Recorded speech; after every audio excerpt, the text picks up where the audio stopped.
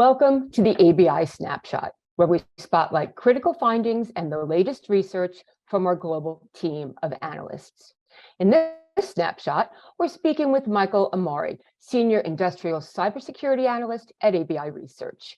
Michael will answer key questions about his latest report on industrial data security and protecting intellectual property. Welcome, Michael. Hello, and thanks for having me, Deb. Let's start at the beginning. Tell us about IP theft. Yeah, intellectual property or IP theft, including the theft of industrial trade secrets, is one of the costliest security breaches that is costing the U.S. economy somewhere between $225 billion and $600 billion annually.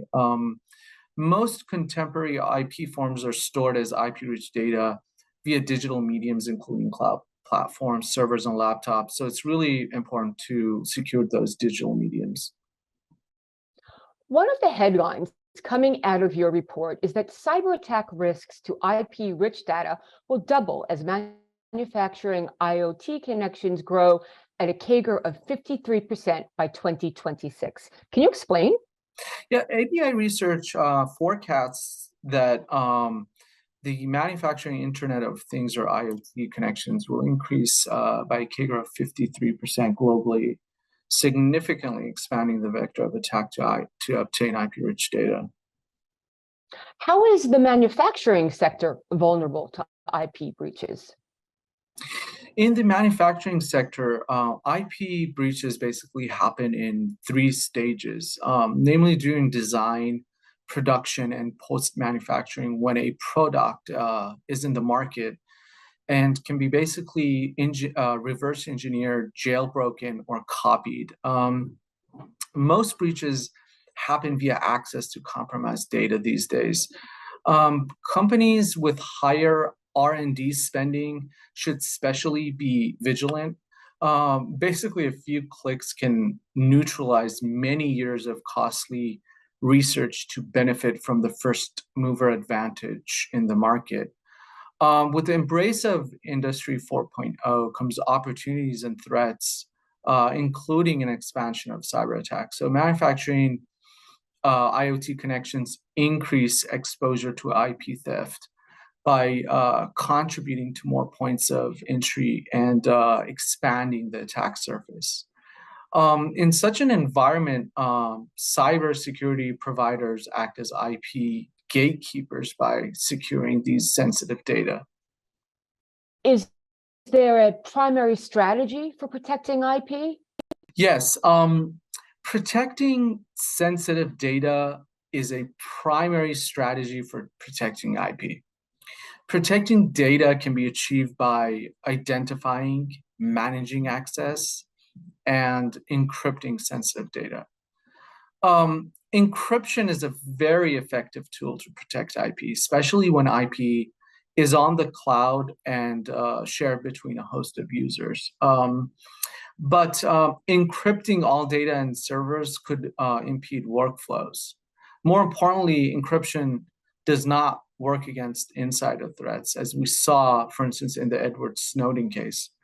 All he needed was the required credentials to access the encrypted files. Case in point to why access management is so important for securing sensitive data. What's the best way to protect sensitive data? Well, I think the best way to protect sensitive data is to limit the data to those who need the data the most. And even then, to deploy zero trust strategies. What are the best ways to secure IP post-production? Well, after the production phase, other measures need to be added to secure IP, which is especially important because when counterfeit products enter a product line, they cause subpar final production, resulting in serious financial and reputational loss.